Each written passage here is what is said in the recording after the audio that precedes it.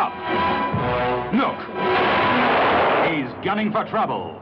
007. It spells... Bond.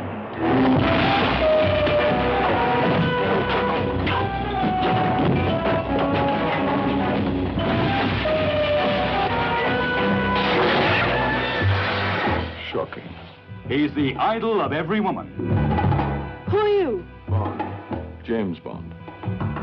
The envy of every man. The nemesis of the treacherous Mr. Goldfinger.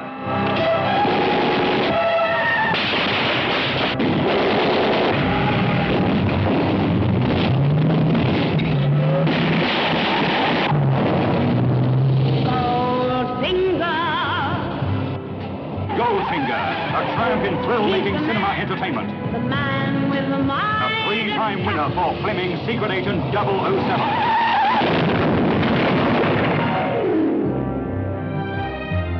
Who are you? My name is Pussy Galore. Isn't it customary to grant the condemned man his last request? You've asked for this. Come and purr over Honor Blackman as Pussy Galore. The female who is all feline. Also starring Gert Frober as Goldfinger. International cheat. International menace. Gentlemen! Goldfinger, why weren't we told the New York and the West Coast were in on this? Goldfinger, I made a delivery. Where is my money? And you owe me $1 million. Goldfinger, the man with a finger in every pie. His goal, Fort Knox, the world's biggest bank. His enemy, 007, the world's wiliest, toughest gentleman agent with a license to kill. 007, it spells Bond. James Bond, mixing business with girls and thrills. Girls and fun. Girls and danger. The hotter the danger, the cooler he takes it. I think you've made your point, Goldfinger. Thank you for the demonstration. Choose your next witticism carefully, Mr. Bond. It may be your last. Do you expect me to talk? No, Mr. Bond, I expect you to die.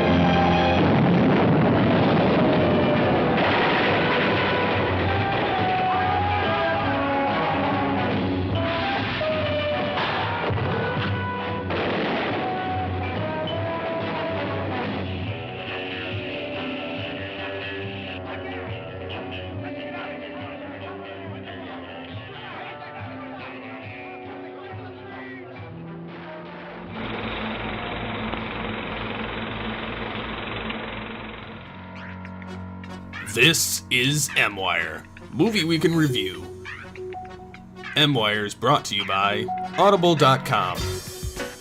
Sign up today to get a free audiobook download at www.audibletrial.com/GeekCastRadio. Start today with a free 30-day trial with over 100,000 titles to choose from for your iPhone, Android, Kindle, or MP3 player. Don't forget to follow Audible on Twitter at audible_com. And now the latest and greatest in movies with MWIRE. Can I do something for you, Mr. Bond? Just a drink. A martini, shaken, not stirred. Hello and welcome to Shaken Not Stirred, MWIRE's Spotlight on Bond Films, which is brought to you by the GeekCast Radio Network and Audible.com. I'm one of your hosts, TFG and Mike. Joining me, as always, is Movie Revolt Dan. Hello. Hello. How are you? Good. How are you? I'm pretty good. Trying to get all this Bond stuff done and got everything else between the two of us doing all the Bonds and myself and Dion the Music Man recording every single episode from episode 9 to episode 15 of Beyond the Night before I leave in December for my trip. I'm extremely busy. Today we're going to be discussing Goldfinger, the third Bond film in the franchise. And I think we're going to head it on over to JT, who has just the facts for us. Secret Agent James Bond is relaxing in Miami Beach when CIA agent Felix Leiter approaches him. Felix has brought Bond new orders from MI6 Commander M, saying Bond is to observe and report on the actions of an Auric Goldfinger, a suspected gold smuggler who is also staying at the hotel. 007 begins his assignment by causing Goldfinger to lose a game of cards with the help of the villain's assistant, Jill Masterson. Bond then proceeds to try and bed the willing Masterson, but is knocked out by Goldfinger's bodyguard Oddjob. When he comes to, Bond finds his new friend dead by suffocation after being covered in gold paint. Bond later meets Goldfinger at a country club, and the two enter into a high-stakes golf game. Bond trounces the overbearing Goldfinger and later follows him back to Switzerland, where he sneaks into Goldfinger's processing plant to find evidence of his crimes. He discovers Goldfinger smuggles the gold out of the country by melting it down into car parts for his vintage 1937 Rolls-Royce. Bond also runs into Tilly Masterson, Jill's sister, as she tries to assassinate Goldfinger for killing her sister. While they struggle with each other, they set off an alarm and are forced to make a run for it. Unfortunately, Oddjob kills Tilly with his razor-rimmed bowler hat, and Bond is captured by guards. He is tied down on a table as a cutting laser begins to slice it in two. Bond manages to BS his way out of the predicament by convincing Goldfinger that MI6 knows about Grand Slam. Goldfinger stops the laser, planning to use Bond to mislead British intelligence. The captured secret agent is then flown to a horse farm near Fort Knox in Kentucky by Goldfinger's personal pilot, Pussy Galore. Upon arriving in Kentucky, Bond escapes and sees Goldfinger meeting with the Mafia, who have brought equipment necessary for Grand Slam to work. After describing his plan and promising them a larger cut of the take, Goldfinger kills the crooks with some nerve gas. Bond is then recaptured and almost mockingly told by Goldfinger that he doesn't plan to steal any gold. He's going to irradiate the gold with a nuke, thereby making it unusable, while at the same time increasing the value of his own stockpile. Operation Grand Slam begins with Pussy Galore spraying the nerve gas all over Fort Knox. However, Bond, having previously worked his sexual mojo on Miss Galore, gets her to replace the gas with a harmless placebo. The military contingent, having previously been warned, play dead while Goldfinger's men break in. Goldfinger soon arrives with the nuke and has Oddjob handcuff 007 to the bomb. The U.S. troops then attack, but Goldfinger is ready for this and switches into a general's uniform in order to escape. Bond quickly escapes the handcuffs, but not the hulking Oddjob. Bond fights with Oddjob, who overpowers the secret agent, but Bond wins by electrocuting Oddjob with his own hat. With just seconds left, Felix Leiter arrives with a bomb tech who manages to subdue the bomb with only 7 seconds left on the clock. With Fort Knox safe, Bond is invited to D.C. to meet with the president and is flown there by Pussy Galore. However, Goldfinger skyjacks the flight, seeking revenge for Bond's interference. During the struggle, Bond shoots out a window, which causes Goldfinger to get ejected from the plane via explosive decompression. And as the plane crashes, Bond rescues Pussy Galore and the pair parachute to safety, ending the film. Adapted from the 7th novel of the Ian Fleming series, Goldfinger opened in theaters on September 17, 1964. The film was directed by Guy Hamilton, who returned 3 times to direct Diamonds Are Forever, Live and Let Die, and The Man with the Golden Gun, respectively, within the Bond series. Aside from Sean Connery, who returned for his 3rd turn as the dashing 007, the cast included Gert Frobe as Auric Goldfinger, Sek Linder as the 2nd Felix Leiter in the film series, Honor Blackman as Bond girl Pussy Galore, and Harold Sakata as the lethal Oddjob. Goldfinger had a budget of $3 million, the combined total of both the previous films, and would go on to make almost $125 million worldwide. Critics generally loved the film. Critic for the Sunday Times, Derek Prowse, said the film was superbly engineered, it was fast, it was fun. The film critic for The Guardian called Goldfinger the most exciting and extravagant of the Bond film series. Many modern-day critics also love the film, shown by Rotten Tomatoes' current fresh rating of 96%. The film, of course, has some trivia you may want to know about. First thing is that Unicron himself, Orson Welles, was originally sought for the role of Goldfinger, but was ultimately let go when he demanded too much money. Goldfinger is also the first Bond film to generate toy tie-ins.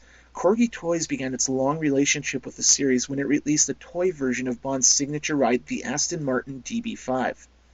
Another tidbit is that the laser beam, which was a first in any film up to this point, was actually a replacement for a spinning buzzsaw idea that producers rejected as too cliché. Goldfinger was also the only Connery-era Bond film to not feature the villainous Spectre organization. However, the popular spin-off video game GoldenEye Rogue Agent would attempt to link the organization with Goldfinger almost 40 years later. And did you know that the film was initially banned in Israel because Gert Frobe, the actor who played Goldfinger, was a member of the Nazi Party in World War II? This ban was lifted, however, when a Jewish family came forward acknowledging that Frobe sheltered them from persecution during the war. Goldfinger is a favorite of many Bond film fans, myself included. The film is cited by many as being one of the best performances of Sean Connery in the series, and is considered by many as being one of the definitive Bond movies. It's packed with action, adventure, and one of the best lines in Bond movie history. Do you expect me to talk? No, Mr. Bond, I expect you to die. This was Just the Facts Goldfinger. I'm JT from Saskatoon, signing off. Thank you so much, JT. Very, very awesome. You stole my audio clip, you asshat. I was going to use that later in the episode, but yes, the famous line, "No, Mr. Bond, I expect you to die." When did you first, again, going back in time here, neither one of us was born at the time that this came out, but when did you first see Goldfinger? I think this is probably the first Bond movie I ever watched, and like most of them, the ones I was first exposed to was probably on television when I was a kid. It was probably the first time I ever saw it. I think for the longest time, I always assumed Gold was the first Bond movie. It's like the one you hear the most often referred to. It's probably the most iconic. So for the longest time, I always thought it was the first movie, and I think it's the first one I saw. But yeah, so it was probably way back when I was growing up on cable. Yeah, I knew of, like, I had seen bits and pieces of it over the years. I don't think I've ever seen it all the way through. And as JT so eloquently pointed out, that they tried to tie Goldfinger into Dr. No and Spectre and all that in the GoldenEye Rogue Agent, which I absolutely love that game. That game is so freaking cool. But yeah, I had not seen, like, from beginning to end the film until just before we started recording. I don't know what it is. A lot of these older Bonds, I either haven't seen them at all, like know nothing about them, like when we get to Lazenby crap, or I've seen bits and pieces and I know of their legacy, that kind of thing. Yeah, I watched it. It was great. I thought it was, it's probably to date, it's probably one of my favorite Bonds, besides Brosnan stuff. Really, really loved it. And I know JT went down some of the cast, and he actually went down all the cast, but, we need to talk about this cast, because you got Connery back as Bond.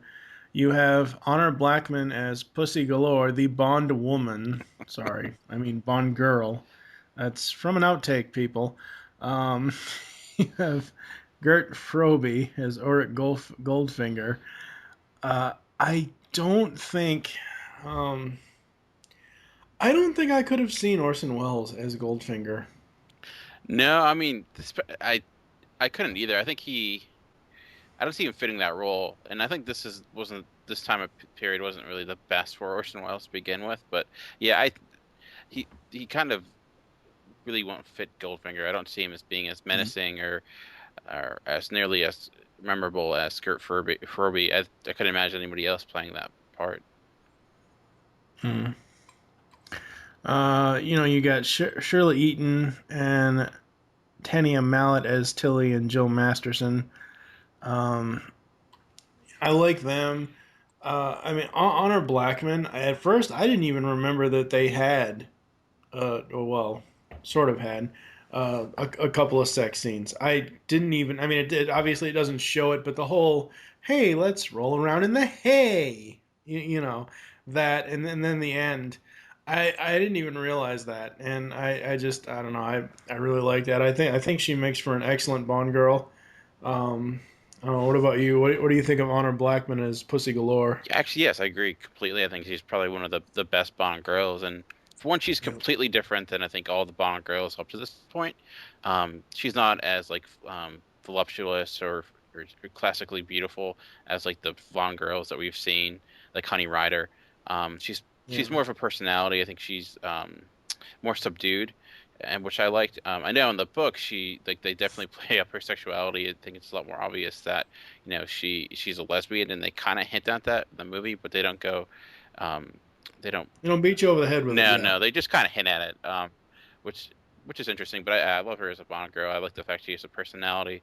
I think the performance is great. The only thing I kind of wish they, in the script wise, maybe told us more about her motivations and why she was working for Goldfinger, because I never really understood why she was doing it in the first place. But yeah, I mean, other than the fact that at one point during the ruse, and I don't even think she was in on the actual plan until the very end, because during the ruse, when they're at his little house here in Kentucky, yeah, when they're here, and she says something to the effect, or he says something to the effect of her about, you'll have more money or whatever else, or you're getting your fair share, or whatever it was. So I just assumed that her stake in it was money. Oh yeah, it was money, because she said something about, I would buy an island and I would put up a no trespassing sign. So I guess that could kind of she's gonna go off and start Themyscira 2, women only. yeah, that's it's kind of funny. I don't know if you noticed, like her blonde bombshell pilots, that a couple of those were actually guys in wigs. I mean, oh my God. you couldn't tell because you don't really see many close-ups, but a few of the shots are actually men wearing blonde wigs. But so yeah, but that's just. But yeah, that could be a motivation. I guess it's money. I maybe she never understood completely because what his plan was. Because I figured it seems like once she kind of got a better understanding, like her allegiances changed. Plus, James Bond. Right. James Bond kind of helped helped her change teams in a number of different ways. Well, okay. Let's think this through here. They're at Goldfinger's little estate there in Kentucky. Goldfinger essentially walks James through the plan, doesn't even monologue about it, just says, "Mr. Bond, figure it out for yourself." And Bond figures it out. So what could have happened was, as sad and weird as this is, he was pillow talking her to the point of, "You're not getting rich. He's going to destroy the United States gold reserve. He's not, he probably told her the plan, hence why she called Washington, et cetera, et cetera, et cetera. So that's probably why her, outside of, the, riding the hay, outside of the sexual escapades, that's probably why she decided to, be a turncoat on Goldfinger. Yeah. I think in part of that too, I think they leave it, they kind of don't let us in on the ruse, so that ending is more of a surprise, so we don't really know what's happening. So that may be part of the reason that doesn't fully explain what her reasoning is. Yeah.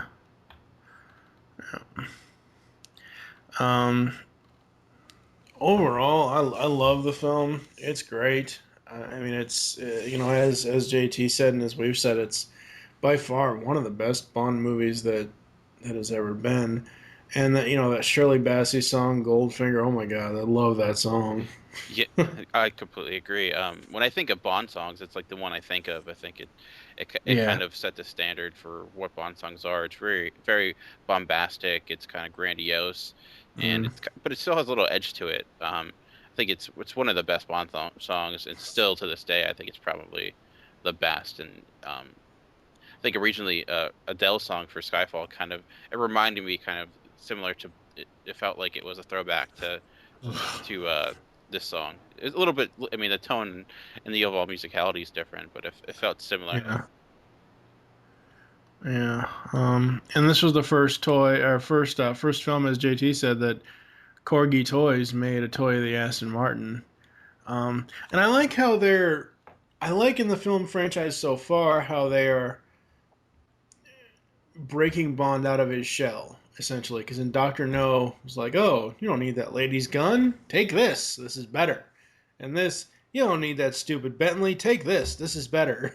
Yeah. They're built up to the Q gadgets, and I think this is probably one of the best ones, or at least one of the best cars he gets is the Aston Martin. Is the Aston Martin, yeah. All right. Let's see here. For me, I did not expect him to electrocute the guy in the tub at all. My note was, oh, flash in the pan.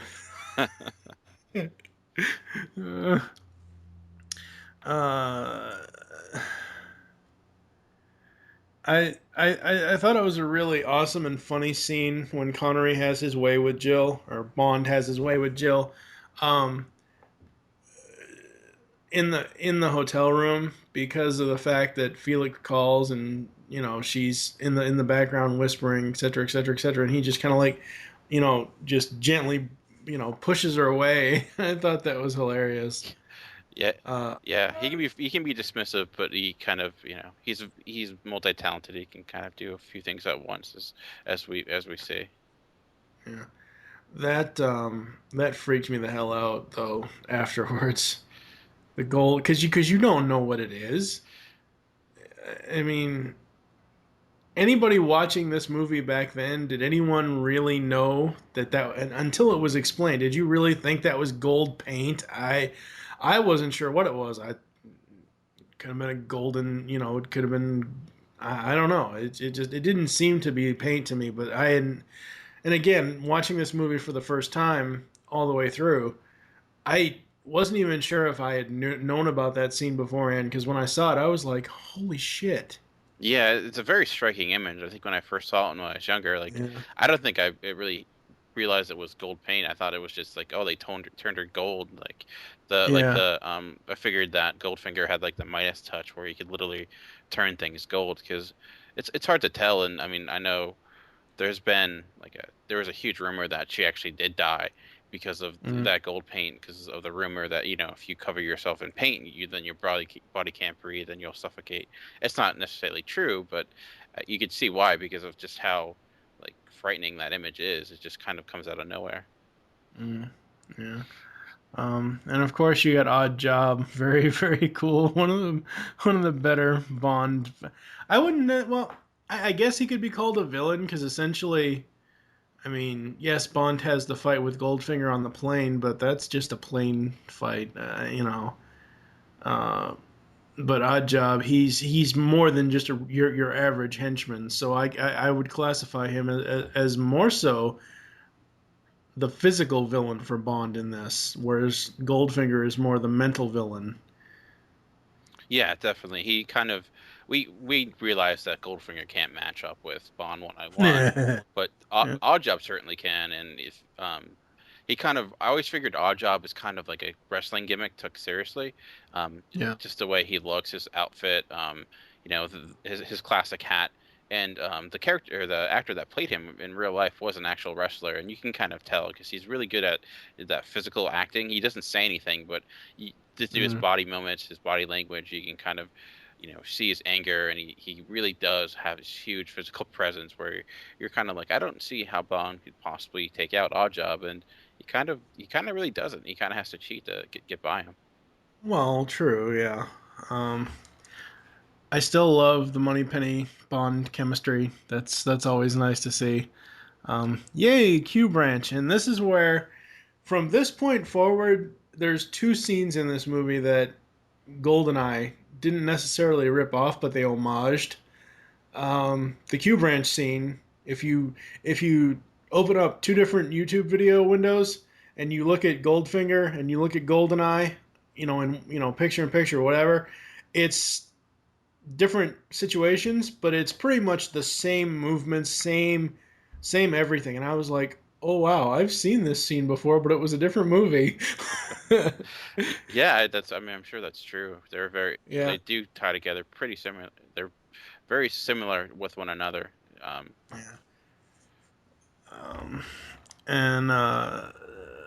love on the golf course. I love the caddy. He's so funny. That was awesome. James Bond makes golf fun. Yay! Him and Happy Gilmore are probably the only two people. Yeah, exactly. Again, much like in was it Dr. No, I think. I don't know. One of the other ones that we'd already done. I had I'd really love the I think it was Doctor No. I love the driving scenes. Again, in this one, I love the driving scenes as well. It's not the best chase, but it's still very cool to see that style from that era of what movie making was with an action set piece like that. I really enjoyed that. Yeah, a great use of practical effects. They really had a lot of great little gadgets with that Aston Martin. You kind of can see where the game Spy Hunter came from. It's like probably was inspired a lot by all those different things like the ejector seat, the machine guns, the oil slicks, and whatnot. But yeah, that was a really fun action set piece. The, Probably one of the better ones up to the Bond franchise, and then I think it's one of the big reasons this movie is so memorable is because of the Aston Martin and that car chase sequence. Mm. Let's see what else do I have for highlights here. The ejector seat. I love that. It's so awesome. Okay, now I wrote this down, but I'm gonna phrase it in more of a question. You must phrase your answer in the form of a question. Nice. The old lady, is that Goldfinger's mom with the machine gun? That I don't know. Maybe it's supposed to be a question we asked, but we don't have an answer to. But maybe. Yeah, I just found that whole scene hilarious. Pussy galore. I must be dreaming. Oh, and that car crushing. Oh my god, the guy got crushed. Oh, that's just. Oh. Overall, that's pretty much where my highlights stop because by the time that the one mobster got crushed at the car part, I just started watching the film for fun. So what do you have for highlights? A lot of them we touched on already. We talked about Oddjob and Goldfinger. I think they make a perfect combination of a henchman and villain. Like I mentioned, we know Goldfinger is not going to go toe to toe with Bond in physicality or a fight. So having Oddjob is kind of makes him a lot more of a threat. I think we mentioned with Doctor No. I personally didn't find him a threat to Bond, but Oddjob to me is probably the best Bond henchman. Maybe not the best villain, but easily the best henchman. And it's interesting that he throws a hat, and it's so easy to make fun of, like as we see in Austin Powers. But if they play it straight, and it is rather frightening because that could legitimately make sense because we can see him as a character that would have this like deadly hat carrying around because of everything they show, like how he can crush golf balls and how he basically feels no pain. So I love Oddjob. I think he's one of the best parts of Goldfinger. I think we start seeing a lot of the Bond tropes. Some of the Bond tropes are best handled with this movie. We talked about the song, one of the best Bond songs. I love the title sequence. It lets you know right away that this is going to be like a really fun movie. Yeah, that was really an interesting pre-title sequence, and it was also an interesting title sequence as well. The visuals on that were really cool. Yeah, definitely, I agree. I love the little camouflage with the duck or the goose head, and then changing out from the wetsuit into a tux immediately. I mean, that's pretty pimp. And then the last fight where he's like with the one girl and he's going to kiss her, and then he sees a guy sneaking up on him through her eye, and that shot, was a great shot because there's no computer effects, so that's one they had to actually do. And I think that was a great framing of that moment. I thought that was a really great fight too. But yeah, we talked about the Aston Martin. Still to this day, I think it's the best Bond car. The classic painting of Jill Madison is still, I think, one of the most iconic deaths in all of movies. Just seeing that image of her laying on the bed, silently and just covered in gold. It's creepy as all hell, though. I mean, it's. I'm not a horror guy at all. I don't do horror movies, but if you put this in a slightly different movie, that could almost be a horror image. It could fit somewhere in a horror movie. Yeah. A classic horror movie, not that Saw crap. Actually, in the final climax, they actually got me. I didn't realize that they were tricking us, and that the knockout gas wasn't knockout gas, and they were just playing it for our movies. That I was like, oh wow, I was really surprised. Yeah, that was it was really, yeah, I was like, and well, they kind of almost give it away because after the planes go over, they call in, blah blah blah. You see the trucks driving in, and they drive right by the car that has Felix in it, and it pulls into a close up on them, on those two guys, Felix and the other guy, and I almost half expected them to open their eyes. They didn't then, but they do later. Um, no, I absolutely loved it. I still wonder, is that did Fort Knox really let them film in there? I think it's probably the only movie that has ever. They didn't film inside. They couldn't go inside. They did a lot of Okay. the outside establishing shots. I think they actually did Yeah. film in Fort Knox. A lot of the flyover shots were actually Fort Knox, but they couldn't shoot inside Fort Knox. Actually, Yeah, that's what I figured. But yeah, I mean, you can't really tell because it's the way they establish, with those shots, with those flyovers, and how they move into the final climax when they're going into the base. Like there's that transition is pretty seamless. So it's the fact that we don't know or we question it is a testament to their filmmaking.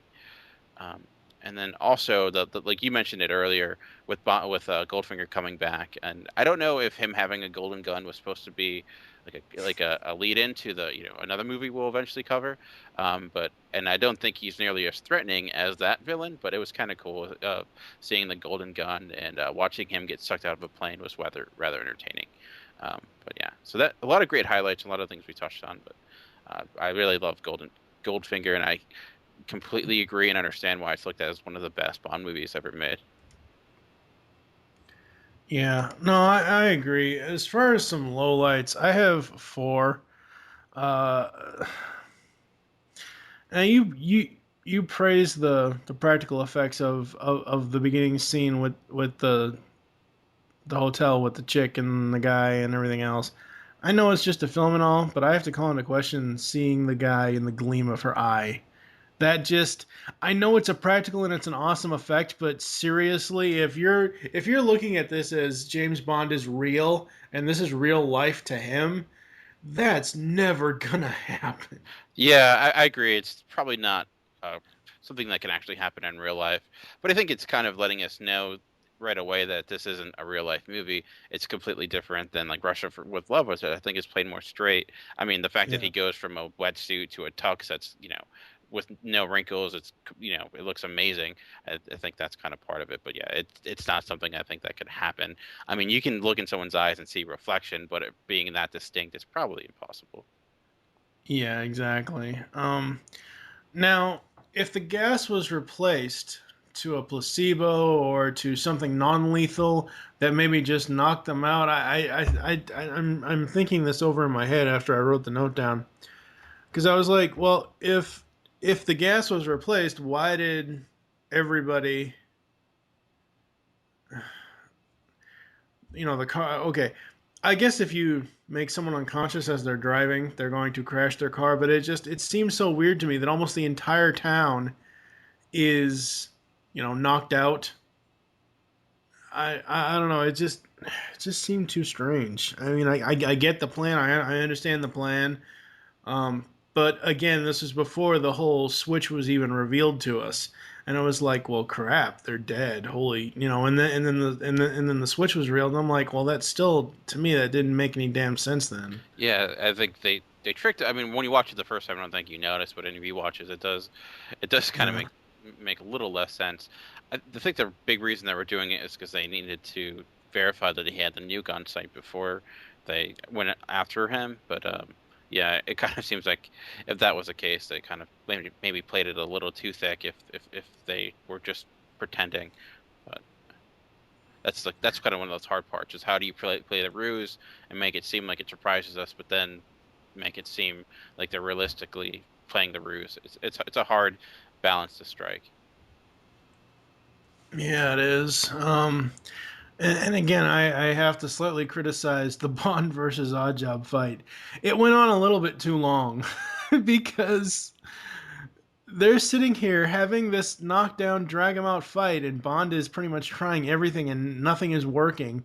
Yet this ticking nuclear time bomb is ticking down.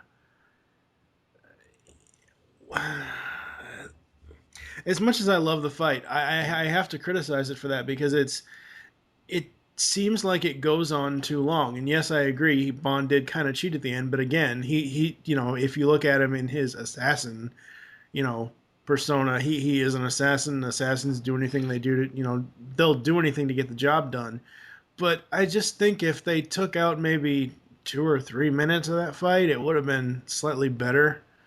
Yeah, I could understand that. It does kind of. It is a rather long sequence with everything that's going on at that moment because you have that fight going on and you have the Marines kind of coming in and then you have the nuclear bomb all happening all at the same time. So. I mean, yeah, that's my main complaint is there's a fucking nuclear bomb right next to you, and you two are sitting here beating Oddjob's beating Bond up, but I mean, it's just. I think. And the last complaint I have is, and I can say this because I am a fat guy. Even with the plane cabin depressurized, there's no way that fat man Goldfinger would fit through that window. There's no way. Even taking into account of the pressure of being, say, 30,000 feet in the air, I'm sorry, there's no way that would have happened. Yeah, if the physics in that moment weren't exactly 100% realistic, but yeah, I'm sure maybe he would get stuck, or it wouldn't nearly be as kind of a jerky moment, or go as quickly as he did out that window. It was kind of.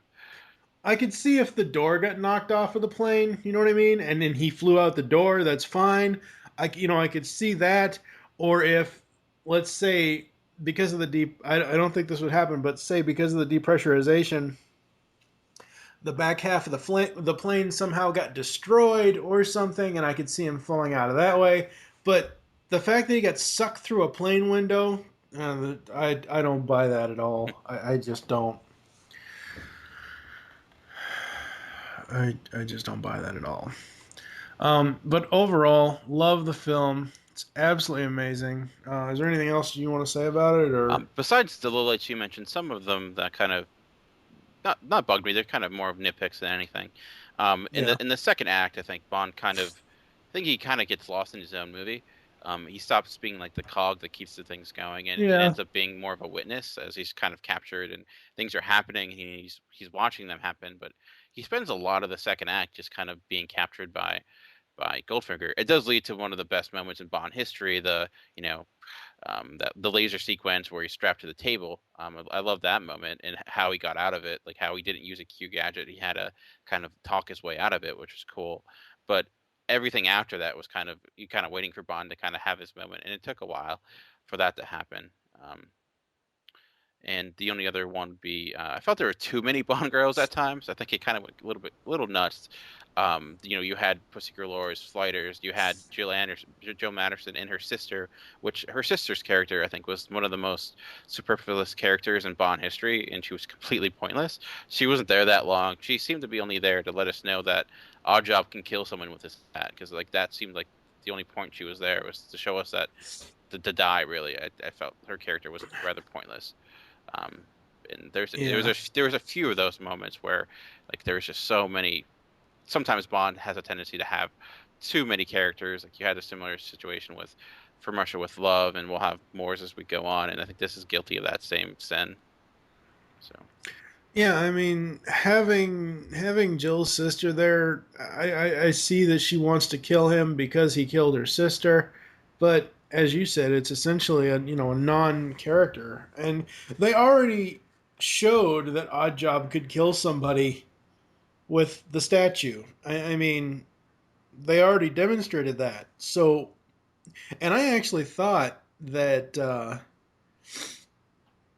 when they killed the sister, I actually thought that she was decapitated. No, because you see that first scene with the statue, and the statue gets decapitated. You see the scene with them and Oddjob, and he throws it, and she just goes down immediately, and you don't see how she falls. You know, Yeah. so I was like, did he just decapitate her? Holy shit! What I kind of the opposite. I wasn't sure. Like, was she dead or is she just knocked out? I couldn't tell, but I could. Yeah, I mean, if you look back at what happened with that statue, logic would tell you that her head would be knocked off, and and maybe if this, they could go for that R rating, it would have been, but they obviously can't go there. I guess they figured, you know what, we had a girl covered in gold paint. I think we'll just kind of make it look like she fell down. Let's not. Let's keep it a little bit simple as we kind of went crazy already. So. Yeah. Yeah. But no, it was very, very, very awesome. Absolutely love the film. I think we're gonna go to some ads and some other stuff as well, and we'll come back to close the show after this. And incidentally, we'd appreciate its return, along with all your other equipment, intact for once when you return from the field. Oh, you'd be surprised the amount of wear and tear that goes on out there in the field. Anything else? Well, I won't keep you for more than an hour or so if you give me your undivided attention. We've installed some rather interesting modifications. You see this arm here? Now open the top and inside are your defense mechanism controls. Smoke screen, oil slick, rear bulletproof screen, and left and right front wing machine guns. Now this one I'm particularly keen about. You see the gear lever here? Now if you take the top off, you'll find a little red button. Whatever you do, don't touch it. Now, why not? Because you'll release this section of the roof and engage and fire the passenger ejector seat. Whoosh. Ejector seat? You're joking. I never joke about my work, 007.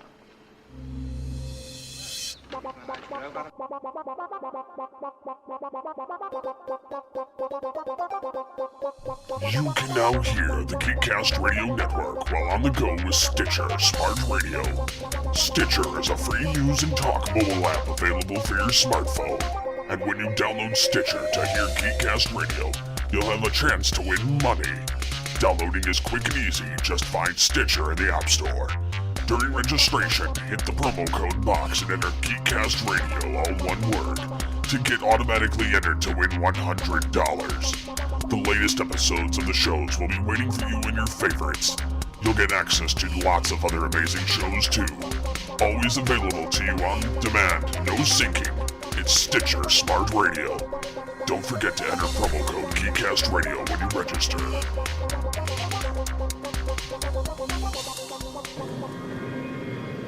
Who are you? My name is Pussy Galore. I must be dreaming. For you, the listeners of Movie Weekend Review, Audible is offering a free audiobook download with a free 30-day trial to give you the opportunity to check out their service. Use audibletrial.com/geekcastradio.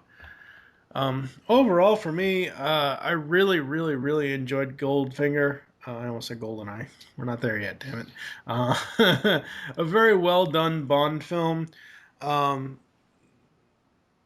I thought the story itself overall was very well written. It had, beginning, middle, end. It didn't really lag for me. Like, normally when movies lag for me is like when they're going so slow and the plot isn't. It's one of the reasons why I don't watch a lot of the old westerns, because to me the timing of the old westerns is just like, oh, get on with it already. Yeah, the plot here is pretty straightforward. We'll get to a plot that gets a lot more convoluted than this one, but this one's pretty. It's you kind of know what's going on. I mean, there's sort of a mystery to it, but it's not just like destroy the world type of plot. It's just like he just wants to kind of become rich, and he's an interesting method of getting there. So. Well, yeah. I mean, at first I thought you were going the other way. Yeah, he does want to get rich, but only off of his own, what he already has. Yeah. He doesn't want to get rich by, which I like that. I think that's very interesting. This isn't just, hey, let's go in and rob. This isn't your average. Again, the writing in this was very well done, because this isn't your average, hey, I'm going to rob a bank, and the biggest bank in the United States is Fort Knox. I'm going to go rob Fort Knox. But he's not actually doing that. I like that, because if it was just that of, my plan is to go in and rob Fort Knox and share it with the mobs of the U.S. It was like, because at first I was like, what the hell? I was like, really? But no, the whole twist, what was awesome. Yeah, we do have a couple of questions and a couple of qualms about the twist and how it went about, her, Pussy Galore turning over and all that stuff. But overall, at least for me to this point, this is my favorite Connery film. It's freaking great. Yeah, I'm right there with you. I think it's you can understand why it's so highly regarded with Bond fans and critics in general, why it's the movie that kind of made Bond into a phenomenon.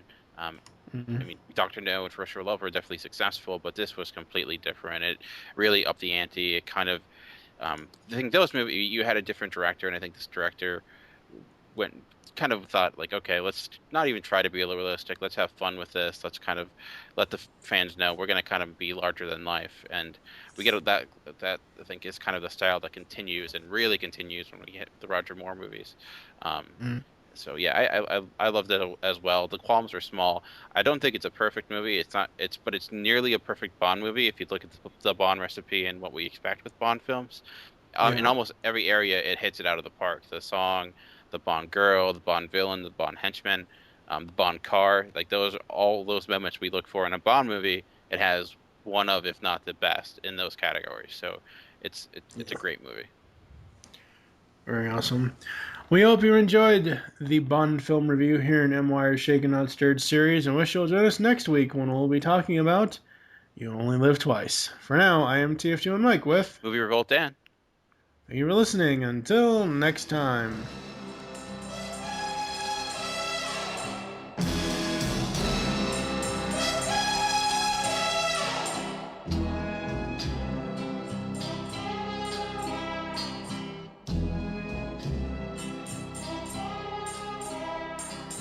Goldfinger, he's the man with the Midas touch, a spider's touch, such a cold finger beckons you to enter his web of sin.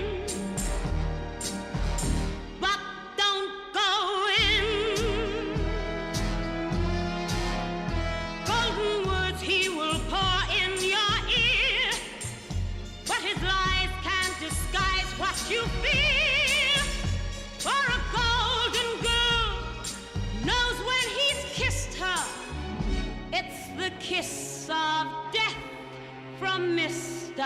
Goldfinger. Pretty girl, beware